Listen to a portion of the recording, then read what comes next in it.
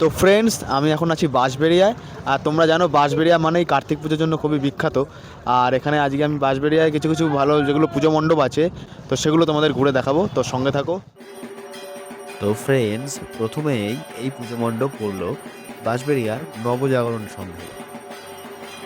Theme Raghu ডাকাতের ডেরা।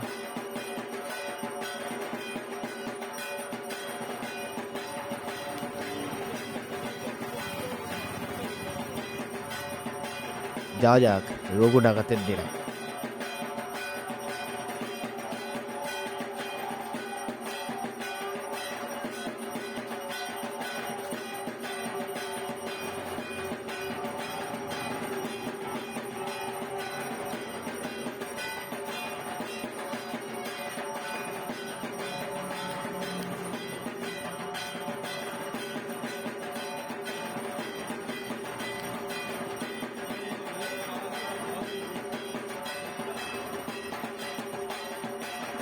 রঘু ডাকাত।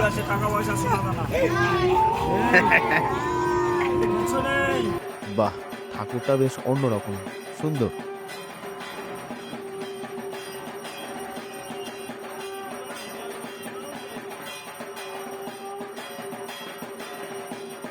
রঘু ডাকাতের বলি দেওয়ার জায়গা। এবার আসলাম নবপল্লী যুব সংঘে।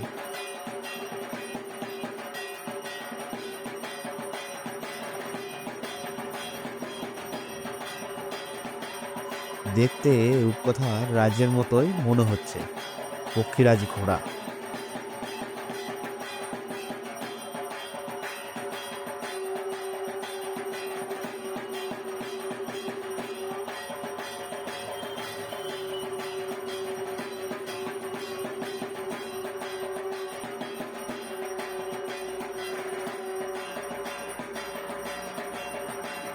পুতনা রাক্ষসী আর বালক শ্রীকৃষ্ণ।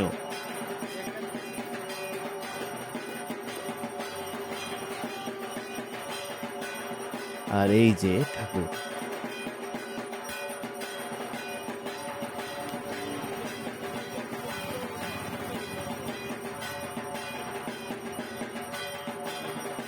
তো এবার চলে আসলাম মিতালি সংঘের পুজোয়।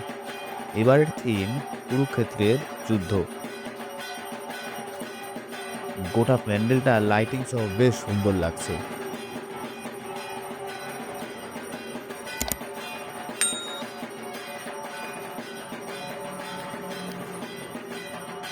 আর এদিকে বাজছে ধামসা মাদল। এবার ঢুকবো মণ্ডপের ভিতরে।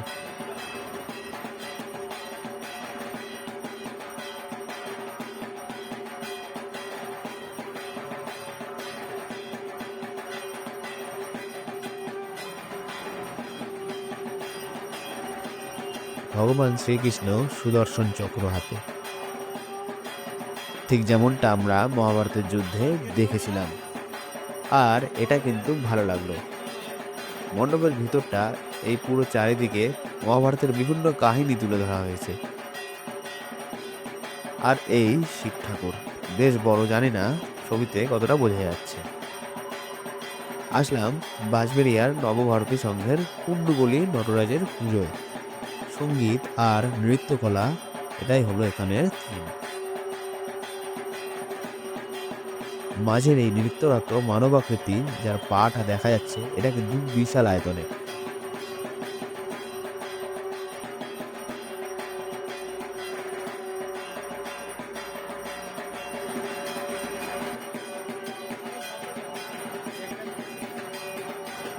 উপরে একটা নৌকার মতো কিছু করা হয়েছে।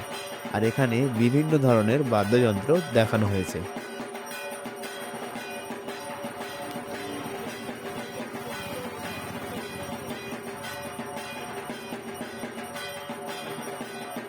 এই হলো নটরাজের মূর্তি।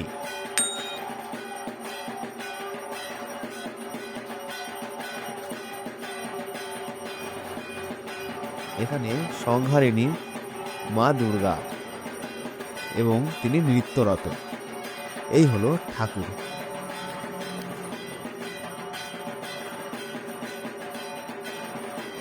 আর এই যে রাস্তার গা ঘেঁষেই মিলনী সংঘের পুজো মণ্ডপ। আসন, কুলো এগুলো দিয়েই সাজানো মণ্ডপ। জানি না এই আলোতে কতটা বোঝা যাচ্ছে। আর এই যে মা সন্তোষী, কি মহাময়ী মায়ের রূপ। এখন চলে আসলাম রথতলা জামাই কার্তিকের পুজো। বিভিন্ন ধরনের গাছ দিয়ে সাজানো গোটা পুজো মণ্ডপ।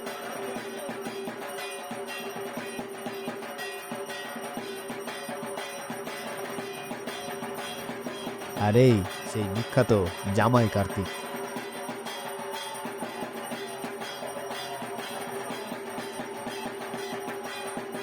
এবার আসলাম সূর্য তরুণ সংঘের পুজো। এরকম থার্মোকলের কাজ আর মাঝে শিব ঠাকুর।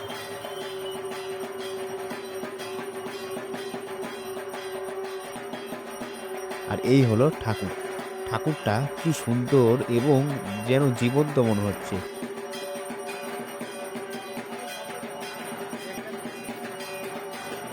শিল্পী কিন্তু অসাধারণ কাজ করেছে এই মূর্তির ওপর। এবারে যাব অনির্বাণের পুজো। থিম কথা বলা পথ চলা।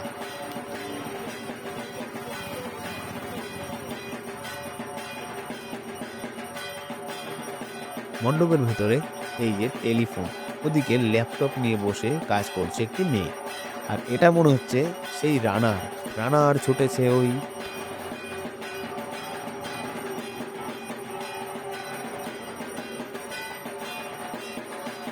এবার দেখো ঠাকুর পুজো। আর এবার এখানে 50 বছর উদযাপন, তো সেই জন্যই বন্দে ভারত এক্সপ্রেস এবারের নতুন প্রচেষ্টা, যা চলছে হাওড়া থেকে নিউ জলপাইগুড়ি পর্যন্ত। ওই যে ট্রেন এখন নিউ জলপাইগুড়ি ঢুকছে। আর এই হলো হাওড়া স্টেশন, এখান থেকে ছেড়ে যাচ্ছে নিউ জলপাইগুড়ির উদ্দেশ্যে বন্দে ভারত এক্সপ্রেস। তো ফ্রেন্ডস, এখন আছি কিশোর সংঘ ক্লাবের সামনে। আর প্যান্ডেলটা কিন্তু বেশ বড়ই করেছে আর ভালোই করেছে, বেশ অনেকটা জায়গা জুড়ে। তো এবার ভেতরে যাই, দেখি কেমন করেছে ভেতরটা।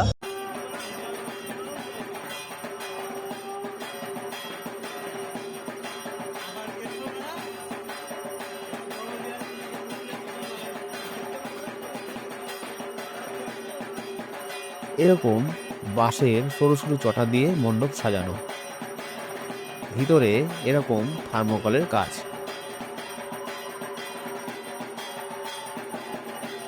আর প্রতিমাতে ফোটানো হয়েছে শ্রীকৃষ্ণের অর্জুনকে বিশ্বরূপ দর্শন।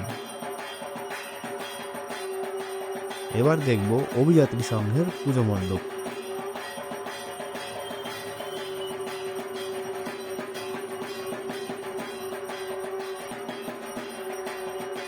পাইপ দিয়ে পুজো মণ্ডপ সাজানো হয়েছে।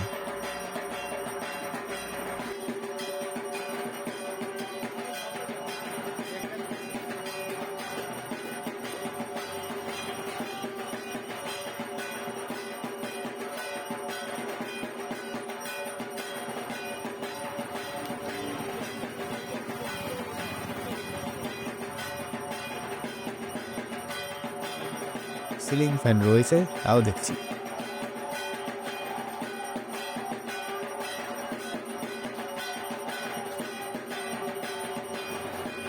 আর এই নটরাজ মূর্তি। তো এবার যাচ্ছি জামাই গলিতে। জামাই কার্তিকের পুজো হয়, তাই এরকম নাম।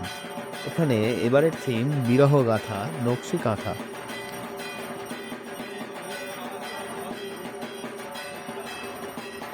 কবি জসিমউদ্দিন।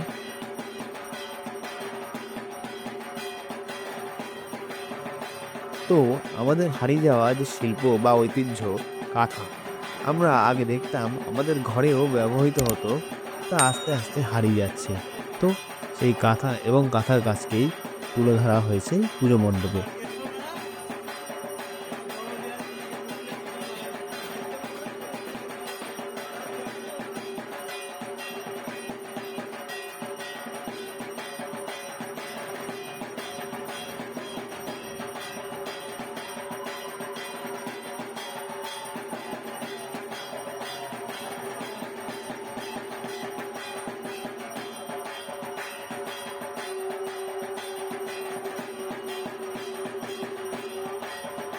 আর এই ময়ূর সিংহাসনের জামাই কার্তিক।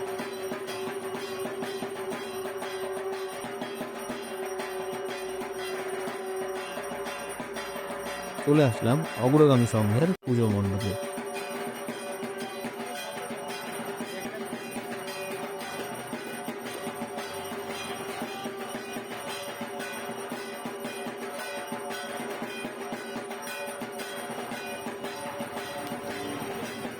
শত শত ঘন্টা দিয়ে সাজানো মণ্ডপ, মাঝখানে এই শিবলিঙ্গ।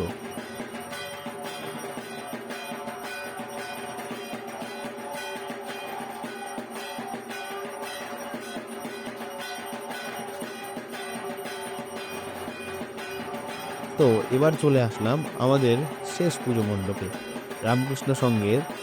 এখানের থিম বৃন্দাবনের প্রেম মন্দির।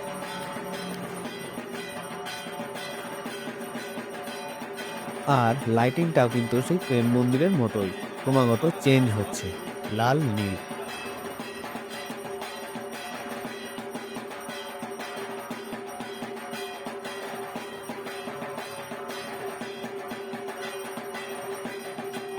দেখতে পাচ্ছি রাধাকৃষ্ণের ছবি। আর এই হলো ঠাকুর, একদিকে হর পার্বতী, আরেকদিকে রাধাকৃষ্ণ, মাঝে নারদ সহ ভগবান বিষ্ণু ও গরু। তো ফ্রেন্ডস, আজকের মতো ভিডিওটা এখানে শেষ করছি। তো বাঁশবেড়িয়ায় যে কার্তিক পুজো মণ্ডপগুলো ছিল সেগুলো ভালোই লাগলো, আর সবচেয়ে ইন্টারেস্টিং লাগলো সেখানকার যে ঠাকুরগুলো বেশ সুন্দর, এবং তাদের যে মৃৎশিল্পীরা তারা সত্যিই নিদারুণ কাজ করেছে। আর যদি বলি জামাই কার্তিকের কথা, সেটা তো সত্যিই মানে অদ্ভুত এবং দারুণ সুন্দর। তো ফ্রেন্ডস, আজকের মতো টাটা, দেখা হবে নেক্সট ভিডিওতে।